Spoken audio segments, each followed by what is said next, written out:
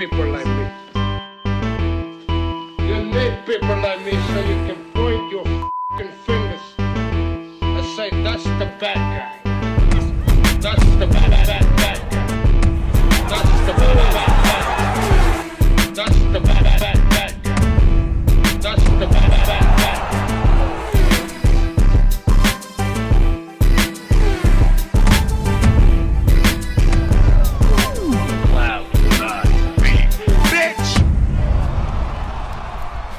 Welcome to the motherfucking relay. We're covering today's top boxing news. Ow! Okay, we'll start with this. On the heels of Natasha Jonas's big win yesterday over then unbeaten WBC junior middleweight champion Patricia Bergoult, former WBC super featherweight champion and her old buddy, Terry Harper reacted to the news by saying, "Congratulations, Tasha Jonas, on the win last night. I'll make sure I get the job done in 3 weeks, then hopefully the rematch that everyone wants to see." A lot of people thought that Terry Harper lost that first fight to Natasha. I don't blame them. I had the fight scored a draw, 5 rounds to 5 even for both fighters at the end of the 10th and final round, but I could see how some might have had it for Natasha and some might have had it for Terry. The issue here is, even if Terry Harper beats Rankin and procures the WBA title, they are on different sides of the street. That's somewhat of an obstacle, though that doesn't mean the fight can't happen. Competing platforms can be somewhat of an obstacle in this situation, but it can be worked around. I mean, you will notice that Chris Eubank Jr., he migrated from Matchroom over to Boxer and Sky, and he had about 2 fights there before crossing back over to Matchroom for the upcoming Conor Benn fight. You will also notice that Alicia Baumgartner, recent Matchroom signee Alicia Baumgartner, was allowed to cross over to the Sky Sports and Boxer side of things for the Michaela Mayer unification match. Maiva Hamadouche was allowed to cross over to the top-ranked side of things as well. So in a situation where Natasha's over there at Sky Sports and Boxer now and Terry's still with Matchroom, I don't get the sense that Natasha Jonas wants to have to cross back over to Matchroom. I get the sense that maybe Terry and Steffi, maybe they might be open to boxing Natasha on the Sky Sports platform, which is a very big platform over there, as we all know, as part of a boxer show. In all likelihood, a boxer main event, as the fight does have a profile. Some people don't like the way that Natasha and Tesco Joe handled the whole Matchroom situation. But I have to be honest that I don't agree with those people. I don't agree with those individuals. In the end, I actually think Natasha made the right choice.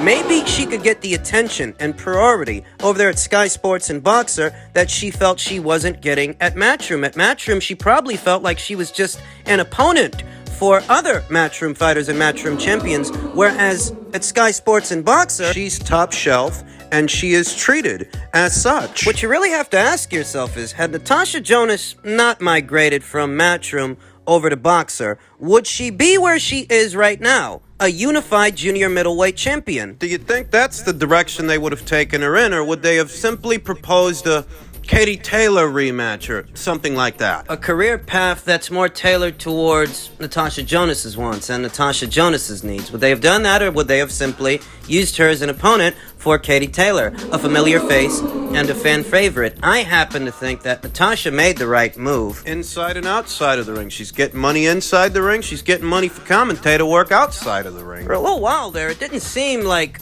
Jonas versus Harper 2 would come into fruition, a rematch between them. But now that they're both campaigning as junior middleweights, now that Terry's set to make her junior middleweight debut against the champion, no less, Rankin, a rematch between them is actually viable. It's possible. Before Natasha actually left Matchroom, I vaguely recall hearing that they actually wanted to do a second fight between her and Katie, but you don't need a second Taylor fight. For my money and from where I was sitting, the Katie Taylor fight wasn't as close and competitive as the Terry Harper fight. The Terry Harper fight, that's the fight that needs a sequel. That's the fight that needs a rematch. And that rematch, it can happen, so long as Terry Harper makes it through this Rankin fight, this Rankin title shot. We've got to see how she looks. We've got to see if she wins. If she does, then maybe we get that second fight. Maybe we get that rematch. If she doesn't, then Rankin can cross over, back to Sky, back to Boxer, and resume talks for for the fight that she was supposed to have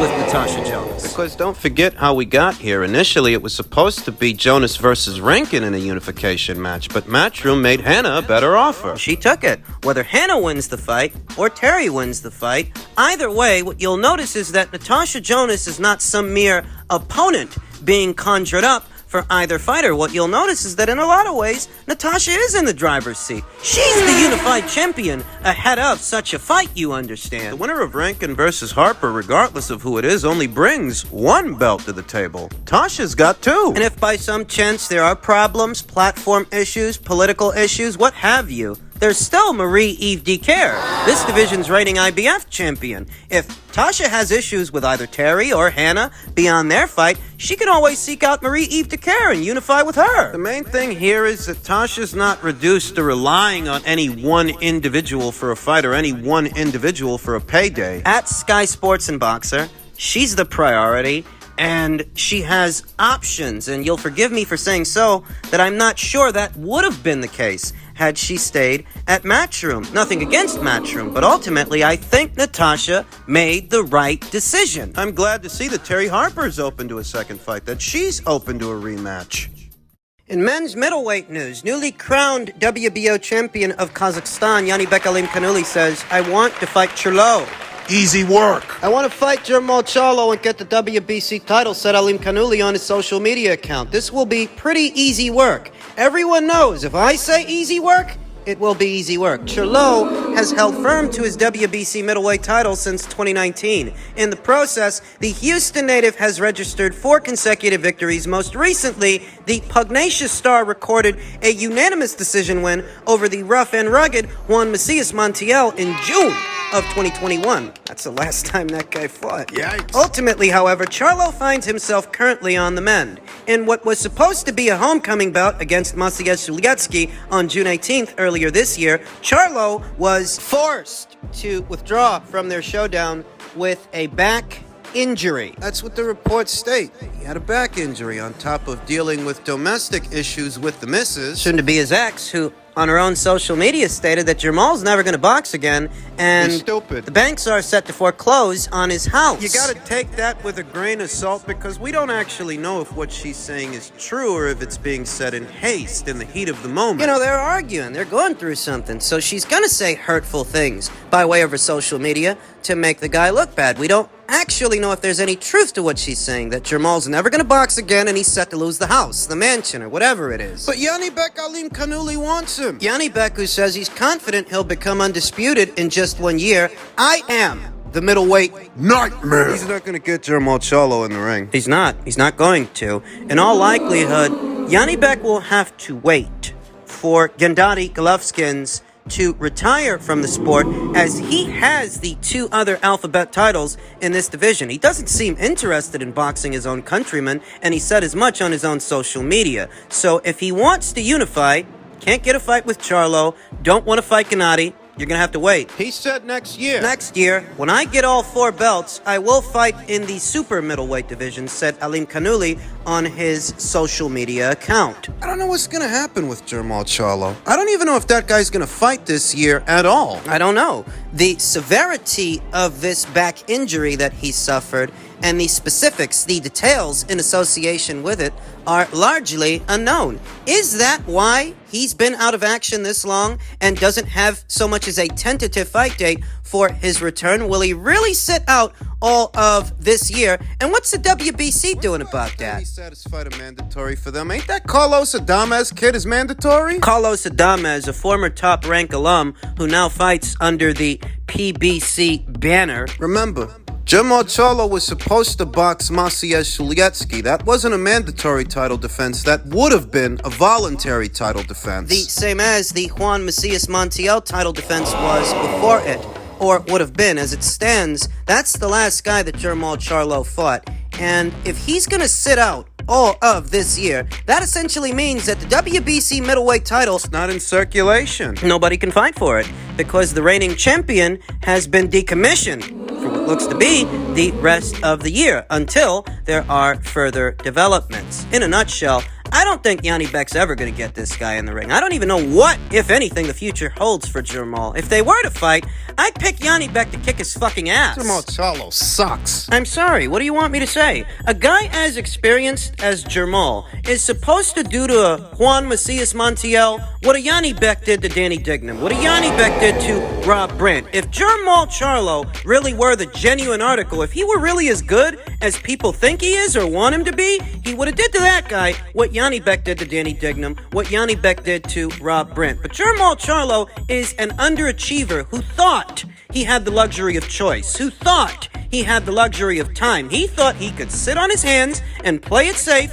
waiting for Canelo Alvarez to give him a call. And that didn't happen. Jamal Charlo is one of several underachievers in today's middleweight division. If they were to fight, I would go with Janibek, confidently and comfortably, to beat him down and fuck him up. Charlo sucks. You want to know who else sucks at middleweight? Chris Eubank Jr. Chris Eubank Jr., who's entertaining the possibility of a Jake Paul fight, saying it's the fight that people want to see. Charlo sucks. Yeah, he does. But so does Chris. So does Chris Eubank Jr., who is set to face Conor Benn, a welterweight moving up in weight for this fight. Eubank believes Fuck him. the popularity of his call-out of Jake Paul is proof that a fight between him and the problem child would sell. Listen, he, Jake Paul, put the tweet out saying that his fight with Rahman had been canceled. It got 13,000, 14,000 likes, Eubank said on the DAZN Boxing show. I tweeted it. Yo, I'll save your show. I'll come over next week and we can do it. You can weigh in at whatever you want. I'll come in at 160. That tweet got like 20,000 likes, even more than his original tweet. So it's the fight that people want to see. My experience is an advantage, yeah, but I'm giving away what? 30 pounds in weight? Eubank countered. Eubank insisted that it is high time for Paul to fight a real boxer. That's rich coming from Chris. Right. Given the outsized paydays he has been collecting. I don't care, Eubank said. If you're getting paid that much, get in there with somebody who can fight. This coming from a guy who's taking on a career welterweight, who's moving up in weight for this fight, a guy who's not even established as a welterweight per se. I mean, Conor Benn is a promising young unbeaten fighter, but he really hasn't established himself yet as being in the same league as a Crawford or a Spence or even a Thurman for that matter. He was making his bones as a welterweight. In many ways, he still is, and this is who Chris is fighting. Chris has more time for welterweights and more time for social media influencers, but he has no time to call out a Janibek, to challenge that guy for his WBO title, because Chris Eubank Jr. is less concerned with seeing himself crowned a full-fledged champion and more concerned with cashing out. In many ways, you can look at this Conor Benn fight as a potential cash out. He had to give up some weight for the fight in order to take on this welterweight, and I refuse to play him the violin because he shouldn't be fighting welterweights anyway. He should be fighting guys like Janibek, Alim Kanuli, but that's not what he's doing. He's got no time for that, no energy, but he's got time for welterweights though, and he seems to have some time, some interest in fighting a social media influencer named Jake Paul. You see, guys like Jamal Charlo, guys like Chris Eubank Jr., that's why the middleweight division, today's middleweight division, has stagnated. Chris, like Jamal, he had the opportunity to fight Demetrius Andrade if he wanted that fight for Demetrius' then WBO title, because Demetrius Andrade was without a high-profile dance partner for the longest time, and he still is here today. He's just not a champion anymore. And you'll notice that Chris didn't have the energy for Demetrius, doesn't have the energy for Janibek. No, he didn't have time for Demetrius, but he had time for a guy that Demetrius beat, Liam Williams. No time for Demetrius, though. He does seem to have a fleeting interest in a Jake Paul fight. He's willing to give up 30 pounds to that guy, and this is the kind of guy that today's middleweight division is comprised of. An inactive Jamal Charlo, who's a bit of an underachiever, and an even bigger underachiever in Chris Eubank Jr. Janibek Alim Kanuli has the misfortune of campaigning alongside these middleweights. I don't know how they're going to be able to get that guy a big fight. I just don't know. And finally, men's lightweight news. The kids are at it again. Ryan Garcia tweeted December, to which Gervonta Davis replied, "Everybody's got balls this week," to which Ryan Garcia replied, "Just leave this tweet up. Stand by your word this time, okay, kid? Javante replied by saying LOL, okay. Okay, you did agree to everything. What did he agree to? Sounds like weight stipulations, as Ryan Garcia replied, "Isn't it funny, you only went up in weight at 140 to fight Mario, but with me you didn't. Shows that you are not that confident and looking for any edge. Nothing's going to save you, remember that. No edge can stop what's already destined." To which Javante Davis replied, "It's my show. Once again, you don't get the picture till you're in it. Unfortunately, it won't be good for you though. Buckle up." To which Ryan Garcia replied, "I see the picture. I know exactly what's going on. You aren't talking to someone naive. It's just funny to me how much of a coward you are. You want every advantage, but this time you messed with someone you just can't read." So do you get the sense they finally got the fight done? Who knows? They might have. Boxing does have a way of surprising you when you least expect it. And the last thing I expect is, given the issues in association with this potential matchup, this potential fight, that they would have actually gotten it over the line, because Ryan's over there on Golden Boy Promotions by way of DAZN, and Javante fights exclusively on Showtime by way of the Mayweather Promotions banner. So, I don't know. Maybe the powers that be got their heads together and decided to build this as a joint pay-per-view? Sounds like if they're doing this thing, they're doing it at lightweight, because Ryan Garcia's... He mentioned Gervonta Davis's brief excursion to the super lightweight division for the Mario Barrios fight, though we all know he dropped back down in weight. Took on Rolly Romero more recently in the lightweight division, where this contest looks like it might be taking place. Being honest with you, wouldn't be surprised if they got the fight over the line. I'd be even less surprised if they didn't, and whatever these two kids are talking about falls apart before any official announcements are made. Gervonta Davis has been quite shameless in his matchmaking the last couple of years. Need I remind you that it was Gervonta Davis himself who, by way of his social media, stated, "It's been 3 people undisputed in the last 6-7 months. What I'm gonna do with them belts? Yo, be honest, tell me. Give them to my kids for school?" He subsequently deleted that tweet. He does that a lot. He deleted it, but not before screenshots were taken. And this is the kind of guy you're dealing with, the kind of quote-unquote boxer, quote-unquote pugilist, the guy that places no emphasis on legacy, no emphasis on glory. He thinks they have to be mutually exclusive. That's what his handlers have convinced him of, when any cash cow in this sport from any era also happens to be a legacy fighter. A legacy fighter like his mentor, 5-division champion Floyd Mayweather Jr.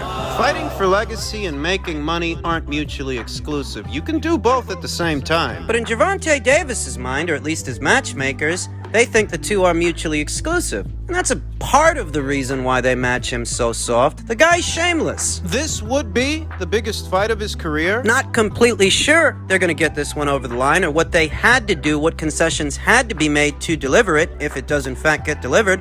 But we'll see. Maybe they'll surprise us, or maybe this is just another instance of 2 boys crying wolf. Selling wolf tickets. We'll find out. We'll find out either way.